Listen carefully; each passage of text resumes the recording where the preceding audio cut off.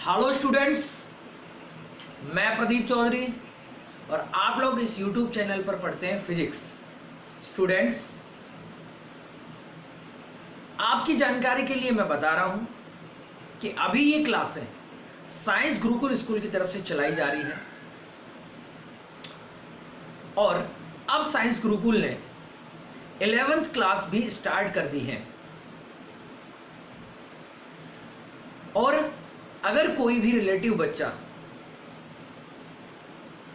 या आपका कोई दोस्त या कोई पड़ोसी साइंस गुरुकुल से और मुझसे जुड़ना चाहते हैं तो उनको आप मेरा ये वीडियो शेयर कर सकते हो और उन्हें ये चैनल सब्सक्राइब करने के लिए कह सकते हो, क्योंकि जब चैनल सब्सक्राइब करेंगे तभी वो इस वीडियो का और आगे आने वाली वीडियो का बेनिफिट उठा सकेंगे। अब आते हैं हम आज के टॉपिक पर। स्टूडेंट्स, आपको पता है हम विद्युत विभव चैप्टर पढ़ रहे हैं, मगर आज का जो हमारा टॉपिक है वो क्या है? स्टूडेंट्स, आज का हमारा टॉपिक है विद्युत क्षेत्र तथा विद्युत विभव में संबंध। क्या टॉपिक है हमारा आज का? विद्युत क्षेत्र तथा विद्युत विभव में संबंध।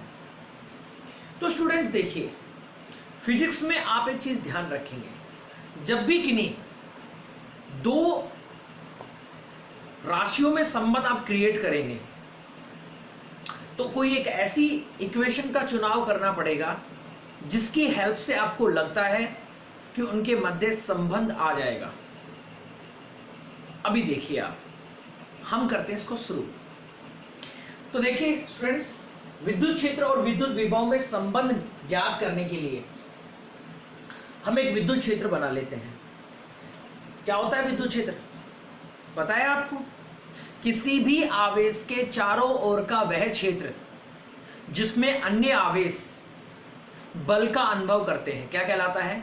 विद्युत क्षेत्र। देखिए स्टूडेंट्स, मान लीजिए हमारे पास ये कोई O पॉइंट है और इस पर कोई प्लस Q आवेश है, तो ये क्या होगा? यहां पर विद्युत क्षेत्र क्रिएट होगा और इससे स्मॉल r दूरी पर एक B पॉइंट है,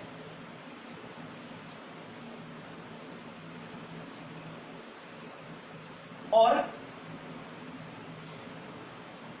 इस B पॉइंट से dr दूरी पर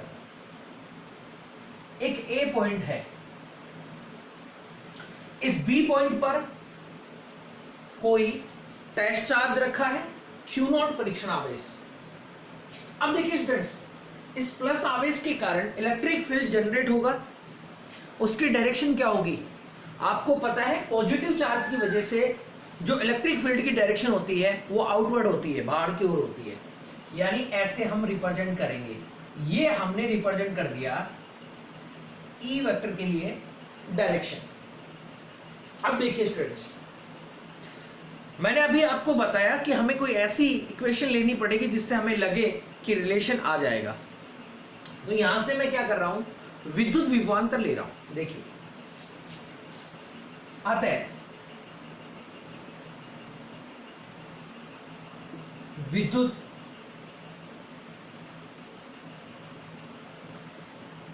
विभवांतर की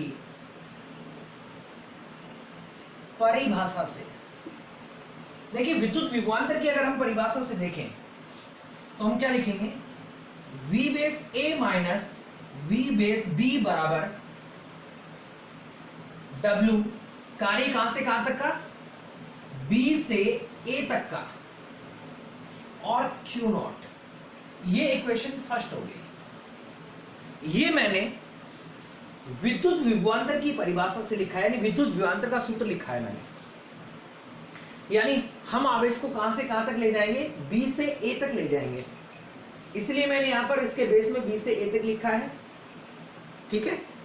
अब देखिए स्टूडेंट्स, इस इक्वेशन के लिए हमें 3 मान की जरूरत पड़ेगी।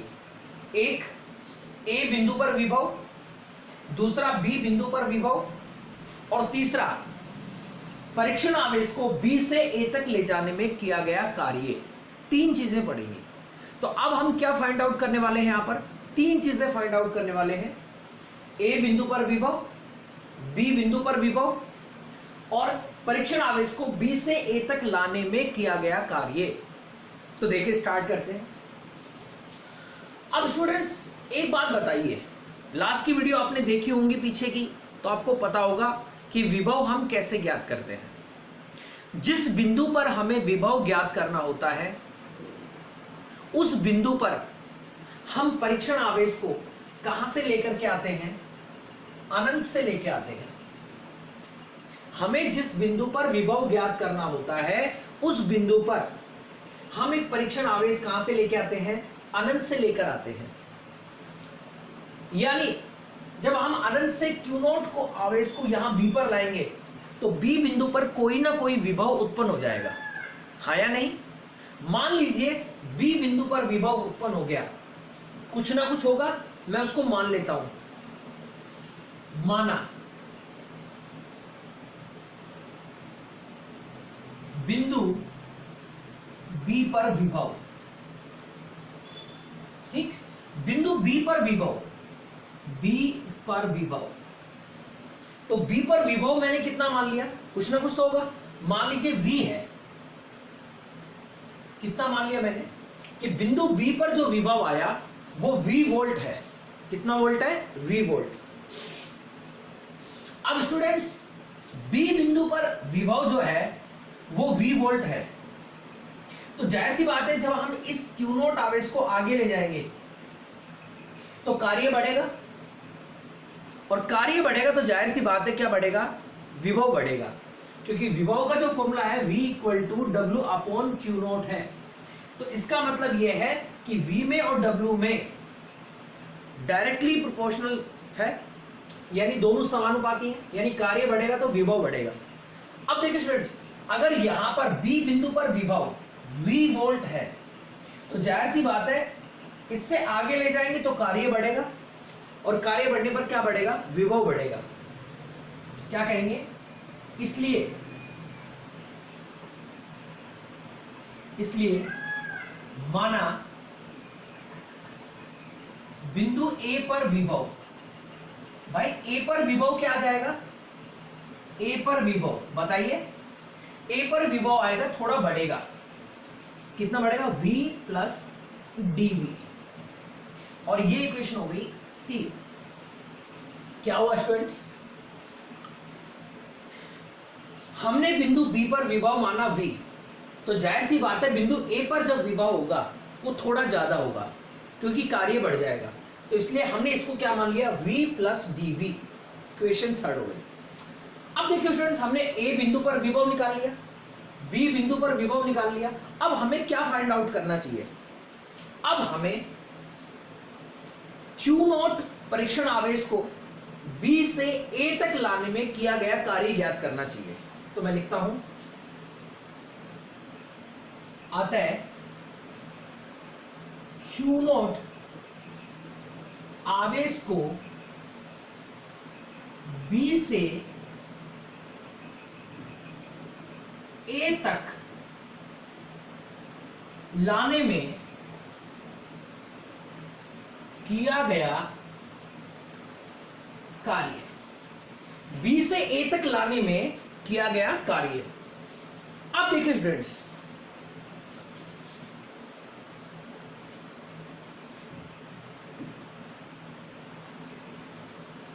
कार्य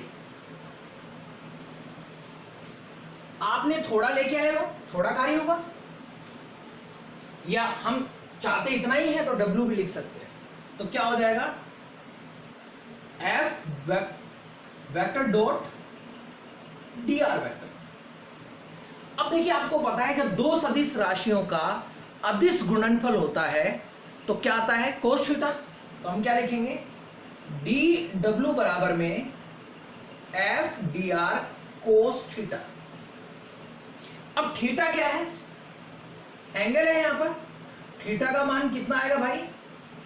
देखिए स्टूडेंट्स, आप क्यू नॉट परीक्षण आवेश को इधर ले जा रहे हैं, इधर, और इलेक्ट्रिक फील्ड की डायरेक्शन किधर है? इधर। आवेश इधर आ रहा है, इलेक्ट्रिक फील्ड की डायरेक्शन इधर है। जब दोनों चीजें एक दूसरे के विपरीत हैं और एक ही रेखा पर है तो बीच में कितना कोण बनेगा? 180 डिग्री का, 180 डिग्री।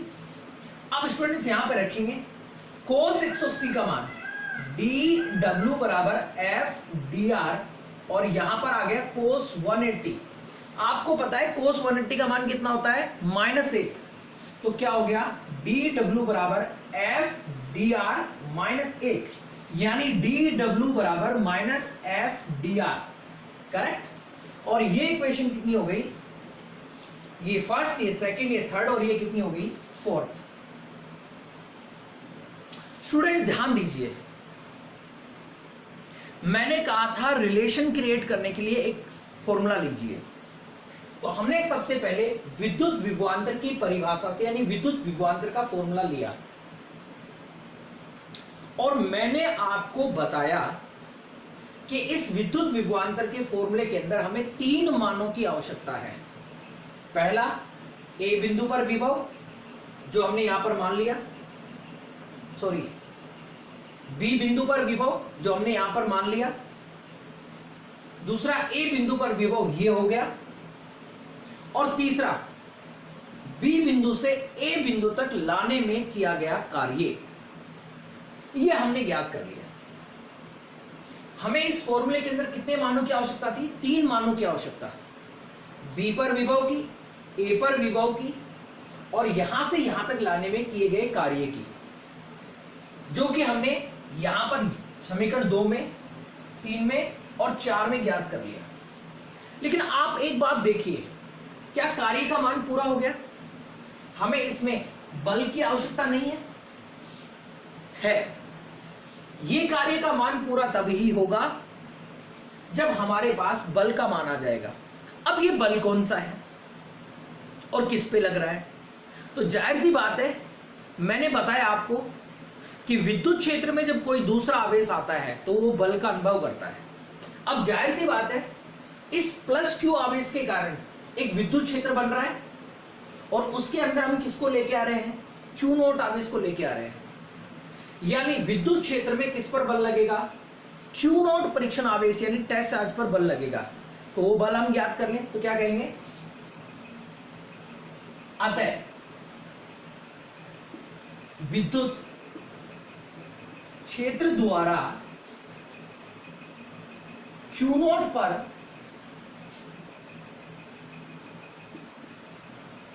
लगने वाला बल। अब स्टूडेंट्स, अगर आपने पीछे की वीडियो देखी है तो आपको पता होगा कि विद्युत क्षेत्र में क्यू नॉट पर लगने वाला जो बल होता है वो विद्युत क्षेत्र की तीव्रता के फॉर्मूले से ज्ञात की जाती है। और हाँ, अगर आपने नहीं देखा है तो मेरे चैनल को सब्सक्राइब कर लीजिए और पीछे जाकर देख सकते हैं। चूंकि E बराबर में F अपॉन क्यू नॉट, तो यहां से F का मान अगर हम निकालेंगे तो ये क्यू नॉट इधर आ जाएगा, और क्या हो जाएगा? F बराबर में बोलिए क्यू नॉट E, और ये इक्वेशन कितनी हो गई? 5। ये इक्वेशन जो 5 है, इसको आप किस में पुट करेंगे? 4 में, ताकि आपके पास किसका मान पूरा हो जाए? कार्य का। तो क्या कहेंगे? अतः समीकरण 5 का मान समीकरण 4 में रखने पर, भाई जब हम समीकरण 5 का मान समीकरण 4 में रखेंगे तो क्या वैल्यू आएगी? वो आएगी dw बराबर में माइनस, और f का मान क्या है? क्यू नॉट E, और आगे क्या है? dr, और ये समीकरण आ गई 6। यानी आपको जिन 3 मानों की आवश्यकता थी वो तीनों मान आपके पास आ गए। कौन कौन से? बिंदु B पर विभव, बिंदु A पर विभव, और क्यू नॉट आवेश को बी से ए तक लाने में किया गया कार्य। अब हम क्या करेंगे, इन तीनों को यानी समीकरण 2 को, समीकरण 3 को और समीकरण 6 को हम किस में रख देंगे, समीकरण 1 में रख देंगे। ठीक है, तो देखिए आता है समीकरण 1 में समीकरण 2, 3 व 6 का मान रखने पर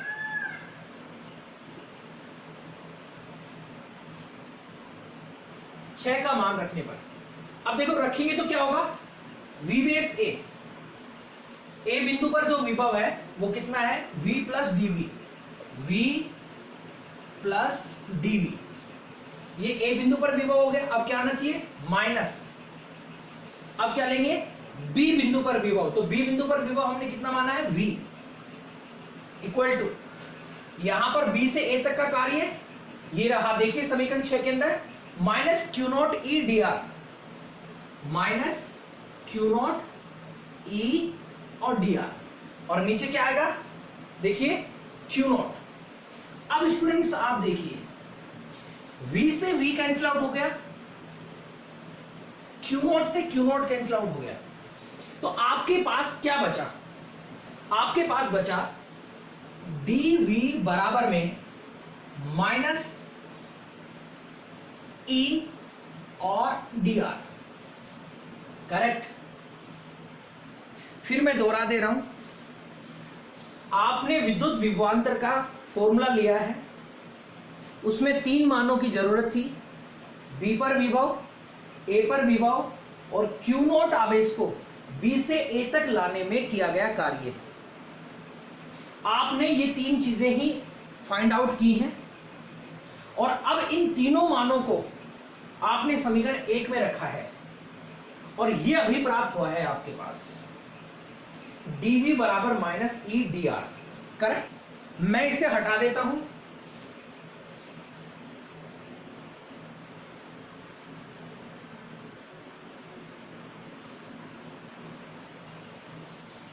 क्या है हमारे पास, dV बराबर माइनस ई डी आर। अब स्टूडेंट्स मैं क्या करता हूं, उस डी आर को इधर ले आता हूं, तो मैं लाऊंगा तो क्या आएगा, dV बटा डी आर नीचे आ जाएगा और माइनस ई, यानी क्या हुआ, dV बटा डी आर बराबर माइनस ई। अब ये मत सोचना कि माइनस इधर कैसे आ गया, क्योंकि माइनस इधर लगाएंगे या इधर लगाएंगे वो एक ही है, क्योंकि ई का ही मान बता रहा है ये। अब देखिए ये विद्युत क्षेत्र का मान हो गया, लेकिन आपको पता है अगर हम इसे घटक के रूप में लेंगे तो कैसे लिख सकते हैं, आता है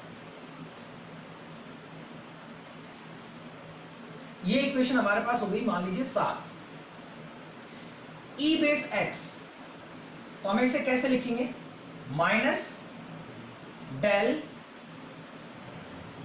v अपॉन डेल r, या r की जगह हम क्या लिखेंगे, x, question 8 e base y। ये मैं क्यों लिख रहा हूं स्टूडेंट्स, यहां पर हमें ये पता चल रहा है कि यहां पर जो अक्ष हैं, घटक हैं, उनके साथ विभव का मान बदलेगा विद्युत क्षेत्र के लिए, तो क्या होगा, minus del we upon del y, समीकरण 9 हो गई, और ई बेस जेड बराबर में minus del we upon del z. अब ये एक्स वाई जो जेड लिखे वो बेस में है इस डेल के, और ये इक्वेशन हो गई 10। अब देखिए e base x, e base y, e base z का मान आ गया। अब हम क्या करेंगे, परिणामी विद्युत क्षेत्र ज्ञात करेंगे।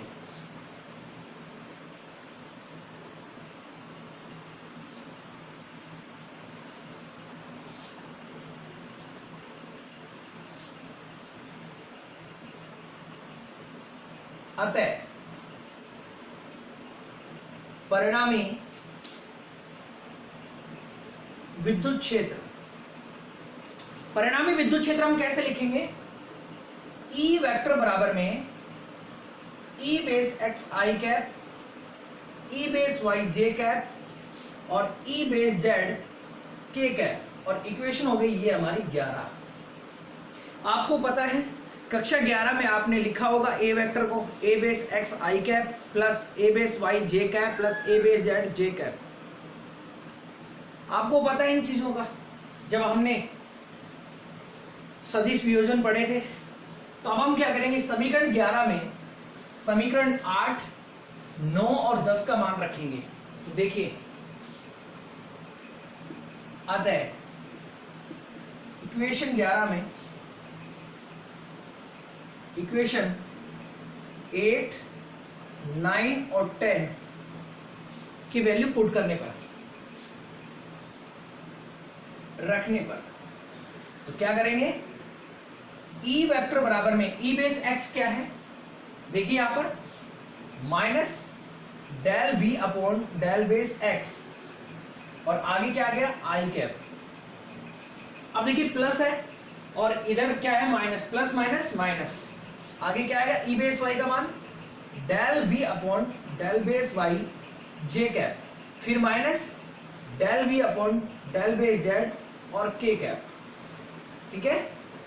अब स्टूडेंट देखिए, यहां कुछ कॉमन आ रहा है, आपको लगेगा कि ये डेल कॉमन है, नहीं लेना इसको, क्योंकि हमें यहां पर डेल संकारक का फॉर्मूला बनाना है। तो मैं ऐसे माइनस वी कॉमन ले रहा हूं, ये माइनस वी मैंने कॉमन ले लिया, अंदर क्या बचा डेल अपॉन डेल एक्स आई cap plus del upon del base Y जे cap plus del upon del base Z के कैप। अब स्टूडेंट देखिए, ये जो हमारे पास आया है ये फॉर्मूला बन गया डेल संकारक का, डेल ऑपरेटर का फॉर्मूला बन गया। इसे लिखते हैं ऐसे, मैं लिख देता हूं चूंकि ऐसे। ठीक है, ऊपर थोड़ा चौड़ा वाला हिस्सा रखना है हमें ऐसे, और del upon del base x I cap plus del base del y J cap and del base del z के कैप। यानी ये जो फॉर्मूला है इधर वाला, ये बन गया डेल संकारक। हम इसकी जगह रखेंगे तो क्या लिखेंगे, ई वेक्टर बराबर माइनस डेल संकारक और ये v, या हम ऐसे भी लिख सकते हैं इसे minus grade vector v। Students एक बात ध्यान रखेंगे, ये डेरिवेशन जब आपसे पूछी जाती है तो आपसे यह भी कहा जा सकता है विद्युत क्षेत्र तथा विद्युत विभव में संबंध ज्ञात कीजिए। यह आपसे हो सकता है ये या ये फॉर्मूला दे दिया जाए और कहे इसे सिद्ध कीजिए, दोनों स्थिति में आपसे पूछा जा सकता है। स्टूडेंट्स आसान सी कहानी थी, हमने विद्युत विभव का फॉर्मूला लिया था, उसमें 3 मान निकाले, तीनों मान उसके अंदर रखे और हम उसको कैलकुलेट करते हुए ले आए और हमारे पास ये संबंध आ गया। ठीक है, उम्मीद करता हूं ये आपको समझ में आया होगा। और हाँ, अगर आपको कभी कभार जैसे मैं बीच में डेरिवेशन लंबी हो जाती है तो हटा देता हूं, बोर्ड साफ कर देता हूं, तो स्टूडेंट्स वो मेरी मजबूरी है। अगर उसमें आपको दिक्कत होती है तो आप जब वीडियो देखते हैं तो रफ नोटबुक लेकर के बैठ सकते हैं, जिसमें आप मेरे साथ साथ डेरिवेशन को लिख सकते हैं, सोल्व कर सकते हैं, जिससे आपको और भी ज़्यादा अच्छा समझ में आएगा। ठीक है स्टूडेंट्स, अब हम आपको मिलते हैं अगले टॉपिक में अगले वीडियो के साथ। तब तक पढ़ते रहिए। धन्यवाद।